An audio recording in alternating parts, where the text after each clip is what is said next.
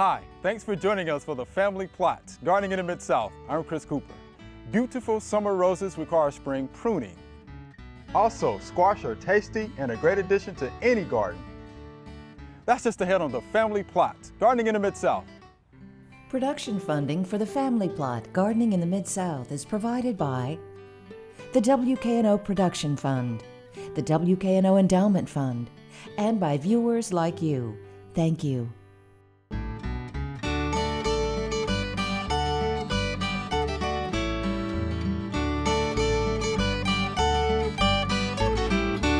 Welcome to the Family Plot. I'm Chris Cooper. Joining me today is Mr. Bill Dickerson. Mr. Bill is our rose expert. All right, Mr. Bill, we got some roses here, right? Yes, sir. All right. So what is the first thing we need to do when it comes down to pruning roses? Well, to start with the tools, the big older stuff, just to facilitate easy cutting, I use the heavy lopping pruners. Okay. I do most of mine with this middle size, I like that too. It's a pretty good size. and which is easier on my hands. Okay. And then the hand pruners, I use the hand pruners. Okay. Good gloves, because Right. these things will eat you alive. Yes. Good gloves, and then I've got this handy little stool that I can sit on and get in and do what I need to do. Okay. The first thing I usually do is look for dead wood. This is dead here at the bottom, Okay. and so I just close to the cane, the main cane, I just cut that off. And as you can see, it's brown and it's not live, healthy tissue. Right. Now, if I can get this out of there, here we go. Now, once you make that cut, I mean, do you actually clean those off before you make the next cut, or? Well, when I usually wear a stuck blue in. jean Yeah. shirt, typically in between bushes, I'll use a cleaner and I'll sterilize my pruners from bush to bush. Sure. And from customer to customer. Okay. But one bush, it's either got it or it doesn't, Okay, so I yes. don't. So I'll just do one and then I clean. Okay, now I'm looking, now this, it's big and healthy at the top, but right here you can see it's starting to get brown. I see it. And it's dead, so just to facilitate, I'll just cut it as close as I can and I'll cut it off. All right. Here's a small one, which is kind of a small cane. I'll get rid of that. And I'm opening the bush up as I go. Anything smaller than a pencil, you try to get rid of. So get rid of it. All right. I'm just going to take this out to open up the center of the bush. So why do we need to open it up though? That's to get the air moving through and. Air moving through, black spot is your Right, biggest enemy, and you have to spray, which is a fungicide. Sure. And if you got air going through, it doesn't just sit and sit in there, and anything, if it's too close, you're going to get disease. Okay, gotcha. If you get rid of the dead wood and the little small stuff, it just kind of, it gets easier and easier to figure out where you are. Right. You can see it pretty good, huh? You can I see, see what you you're doing. try to get rid of, now keep in mind I'm gonna go down to about, depending on the bush, the bigger bush, if I left it here, it's gonna have more blooms with smaller blooms. Now, if you cut it down to 12 inches to 18 inches, Mm-hmm. you're gonna have fewer blooms, but they'll be bigger Bigger blooms. size. Right. So if you're wanting to take them in the house, you may cut them down a little more hard. If you want a lot of blooms, you just leave them out just for garden rows. Okay. Now here's another one that's kind of going in the middle. I'm gonna take it out. All right. You always clean up after yourself, because if you don't, you come by here 2 or 3 days later and get on a knee to look at something, and those prickles and thorns will get you. Hey, jump up and get you. I got you. This little small growth that's not gonna do anything, I take those out. Okay. So again, anything that's growing on the inside, you definitely want to take those I try out. to make everything grow out. Now, find a good example. Right here, example. I cut right above where the leaf axle is, and we're a little late because everything's leafing out. Ideally, you want it where there's nothing there. But when you see these leaf structures at the leaf axle, if I cut above this, that next cane's going to go into the bush. Right, I see. If I cut above this one, it's going to go the same way this is. Okay. So I kind of manipulate Mother Nature. I try to cut where this new cane, where I cut it off here last year, I cut it so that it would grow out and not in. Right, I got you. Now, Makes sense. That's Now, a this probably took years of practice, right? To be able Well, to get it down the way it you want to? takes, and the first time I'm like, oh, I don't know how I'm going to do this. But if you mess up, it's just like a Barrett haircut. It'll come back, Come back. and you just and you learn from your mistakes. This will come up and be out of the way. I'll just kind of take it's that going off. way. Okay. This is in the middle. It's a little harsh, but you have to kind of teach this. I'm just going to take this whole big guy out. Okay. And it just opens up the bush. And the more you take off, you're going to put that energy into the canes that you have left. Okay. Here, I'm going to look for a bud eye. There's one facing out towards Chris. I'm going to cut it back that direction. All right. And I kind of think about what I'm doing. I may have them a little taller in the middle of the bush, and then on the bottom, where they're away from each other, and you'll have a nice form. Okay. Here's a crossing cane. Yeah, I see This that. is a big, healthy Rubbing. cane. This is a little smaller, so I'm going to sacrifice Gotcha. that one. Now here's some dead wood, Okay. and the more you open it up, the more you can see. Here's some dead wood. I'm going to take it Oh, out, it is. It's hollow. and then let's see. I'm going to take this to there. I'm going to leave this bush typically a little taller than most. I found a bud eye right here. I want it to come out, so I'm going to cut there. I'm going to face this because there's a bud eye here, and the next cane will come out. Now, could you tell us bud eye? I mean, what do you mean when you say that? Well, on the cane, where this comes out, you've got a shot for 3. Here's 2 right here. Let me cut this off. Like right here, where a leaf is going to be, you cut it right above that. It's either going to come out as a cane or it's going to come out as a leaf. And you've got 3 shots to get a cane to come out of that. Okay. So a lot of times if I was going to do this, I would just break that you just off. clean it off. Okay. Because I don't want leaves, because it's a little late. I don't want leaves. I want a cane to come out. Okay. Gotcha. And typically this time of year, I try to do it before they start leafing out. You can see this is starting to leaf out. Yeah, that's Now a it's lot. already leafed out. And I'll break this off and then hope that I'll get a cane out of it instead of a leaf. Okay. I got you. All right, over here, there's a little sticking out on this side. I see it. Later on, that'll have a leaf on it.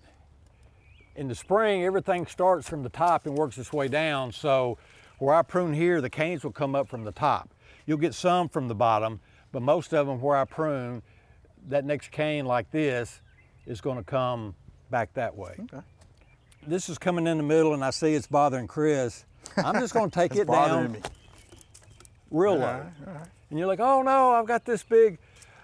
Well, once I cut it, and let's just say I cut it here last year, the new cane's gonna come out.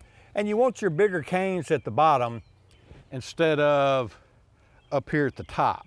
Okay. Because at the end of the year, like some of these, they'll be 10 foot tall. Wow. That's questionable. Is there a hole in there, Chris? There's a hole. It sure is. Well, let's just, Ah. all right, here's the culprit. You see where a leaf borer, not a leaf borer, cane borer, don't touch that. That will, and that's why you use the Elmer's glue. After I prune, I'll come on top of these and put just a dab of Elmer's glue, not a lot, just a dab, and that's just enough. It's a little old critter, and he'll drill and lay his eggs, and he might go a ½ inch, or he might come all the way down. So if you go ahead and do that, you'll save a big cane like that. So it can be saved though at the end of the day. It can, and what I typically do is I'll just cut. See, Yeah. he went down He went pretty down deep. Yeah. So I'm gonna let's just see how deep he went. Getting close. But you want to get the healthy white pith in the center. When you do cut it back, as bad as that looks, and I'm gonna getting stop better. there, it's starting to brown up some, then you'll have a healthy cane come out. Okay. Now, this is a new cane, which you want to do. It's not a basal growth, which comes at the root graft. I'm gonna, wish I had eyes in the back of my head. I'll go back and double check that. I'm gonna cut that. The next year it'll shoot a cane. Well, through the summer it'll have a cane and a bloom, which it takes about 40 days depending on the size of the blooms. Once you cut that, in 40 days you'll get a new cane come up. It develops a cane and then you'll get a bloom. Okay. And then in 30, 40 days, then prune it back. Now see where this is gonna go this way, and I can see the little red dot. I'm gonna cut just typically about 1/4 of an inch. Ideally, if you do it at an angle and run the water away, that's fine. Sometimes I do that and sometimes I don't. And ideally, a bush is 8, 10, 12 years old. You wanna take a big healthy cane like this, cut it out in hopes of getting a newer cane, because sooner or later it's gonna die. Okay. So you get rid of it, you get rid of all that energy that's spent to that, and you're putting it in a new cane, and then that way you keep your bush invigorated. All right, Mr. Bill, we definitely appreciate this pruning demonstration that you've shown us today. Well, thank you, much. Chris.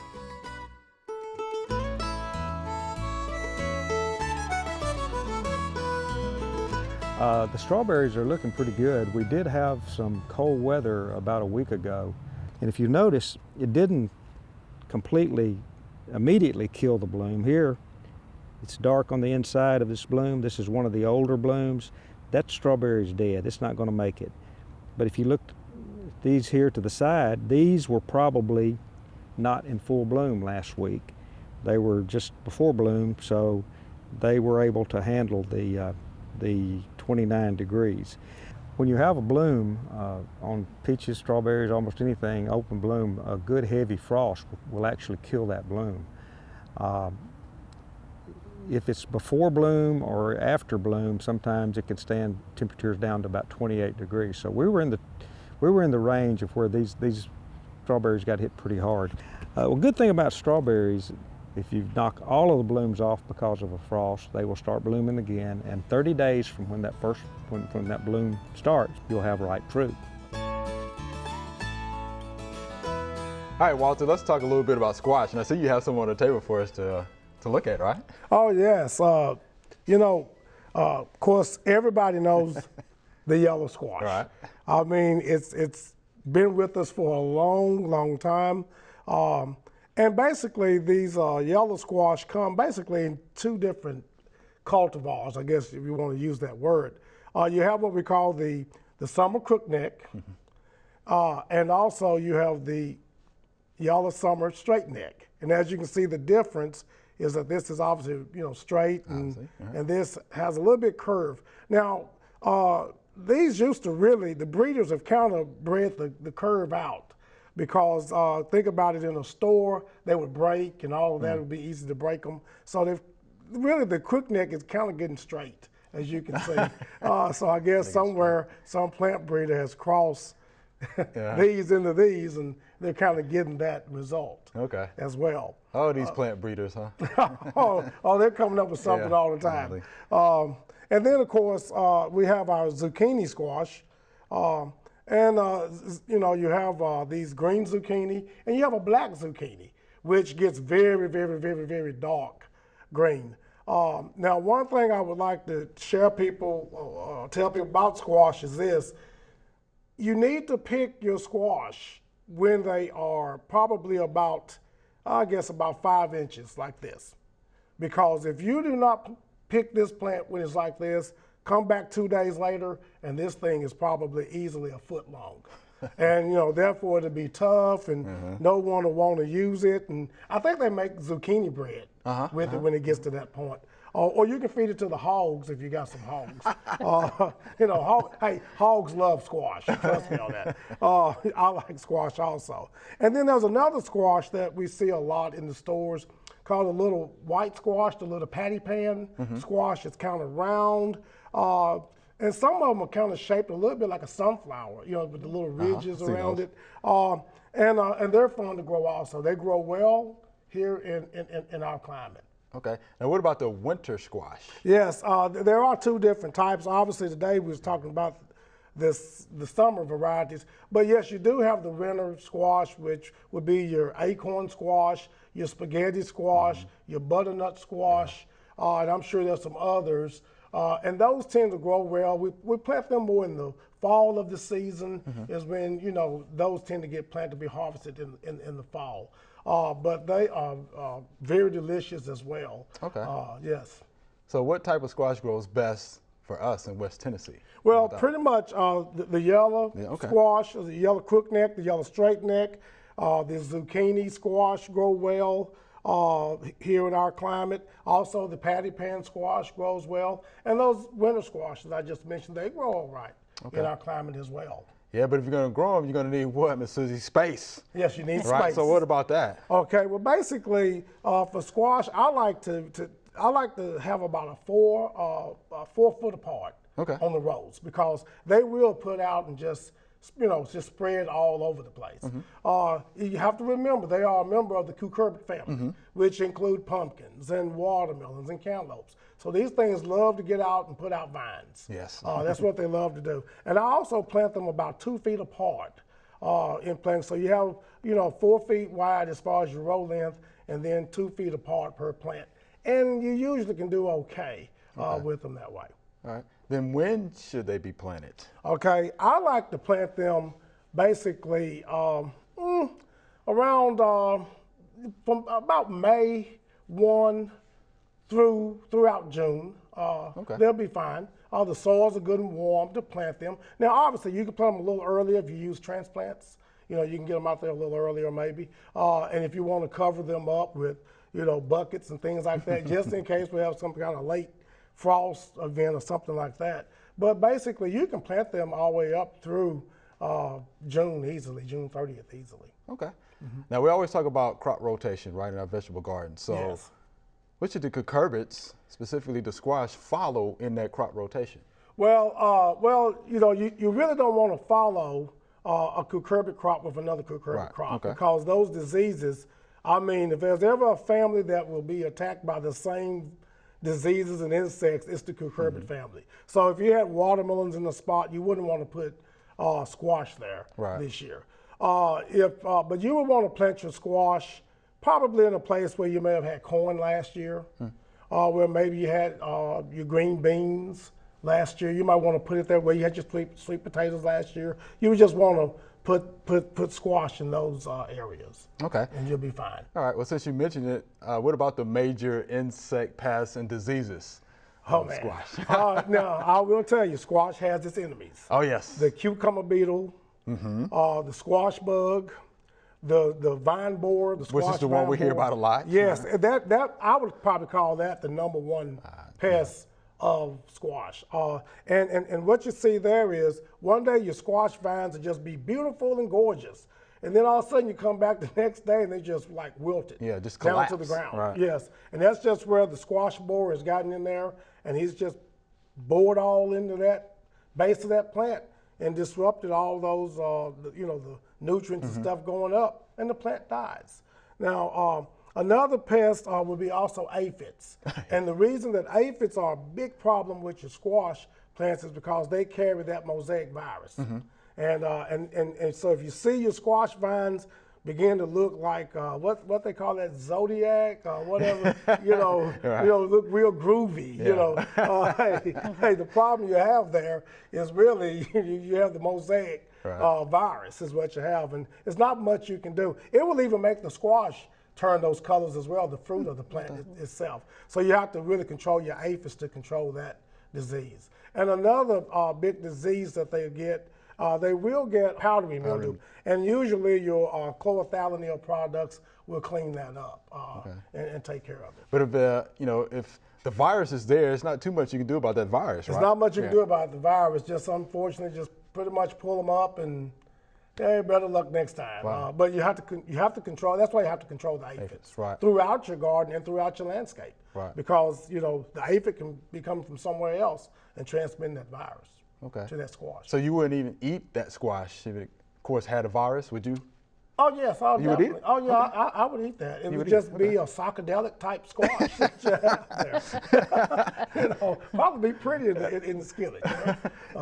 But it actually does look good when they have those little, colors to them, right? Yes. All right, so look, how long though is that, is the growing season for your squash? Well, really, about 6 weeks. Once long. they start producing, and a key to really having a good productive squash season, growing season, is you really need to harvest them when they're like, again, 3 or 4 inches. You want to just constantly pick them, and they'll put on those new blooms, and the pollinators will be taking care of business, and you'll just have a pretty good supply of squash. And let me tell you, folks, it don't take much squash to grow a lot. I mean, they're heavy producers if they're in the right areas. Right, so what, just a couple of plants you think? Can be enough? Or? Easily. I may say 4, maybe 4. Okay.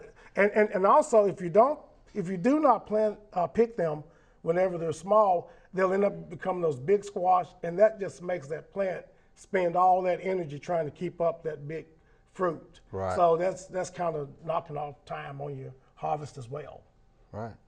All right, Walter, we can tell you like squash. Oh yes, I love it. Hey, you can fry it or whatever, or boil it, whatever. I'll eat it. All right, well, appreciate you getting information about squash. Yes. All right. Okay, just like on Goldilocks, the 3 bowls of porridge, the soil has got to be in the right condition too. Example being this right here, this pile right here will not form a ball, so it's kind of a little bit on the dry side.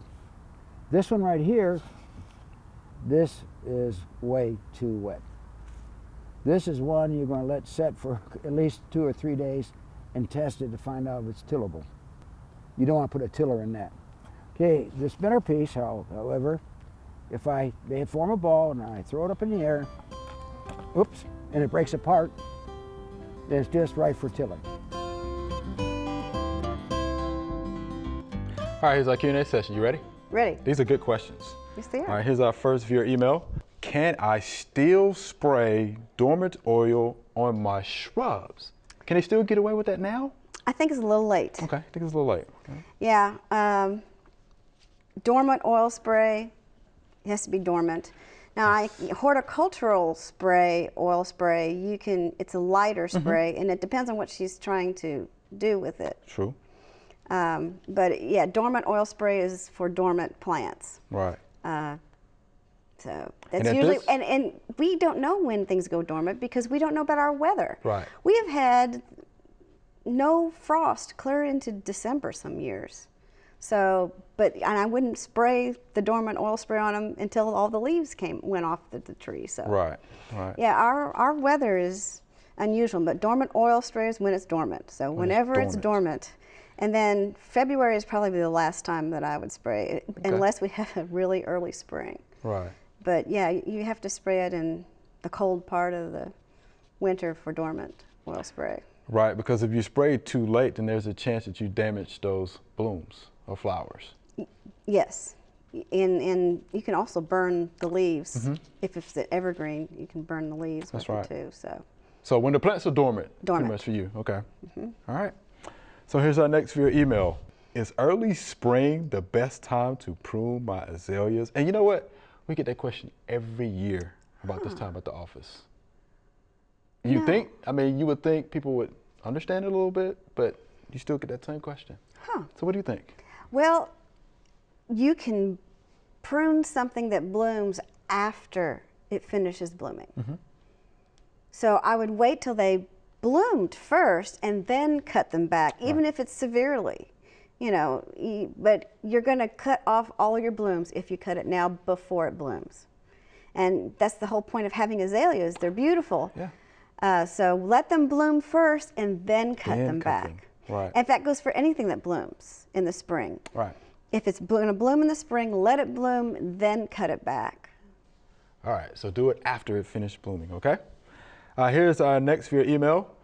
When is the right time in the spring to plant lettuce and other leafy greens? And that's another question we get this time of the year. So when is that time? Well, now is the perfect time. Perfect, right? Perfect time. Yeah, March, early March. And of course, we're talking about what? Collards, kale, mustard, turnips. And lettuces, radishes, Radishes, radicchio, and mucilix, all of those. This spring, this cool weather, they love. Right. I used to hear my grandfather, who was a farmer, would say anytime pretty much after Valentine's Day, you can actually plant your greens, your leafy greens. So this would be the perfect time to get that done. Because they're cool season crops. Definitely right? Cool season. And they will definitely let you know when it gets too warm because they'll start bolting.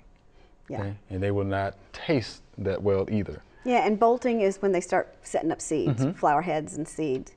And yeah, and it's too late. And it's too late at that point. Time to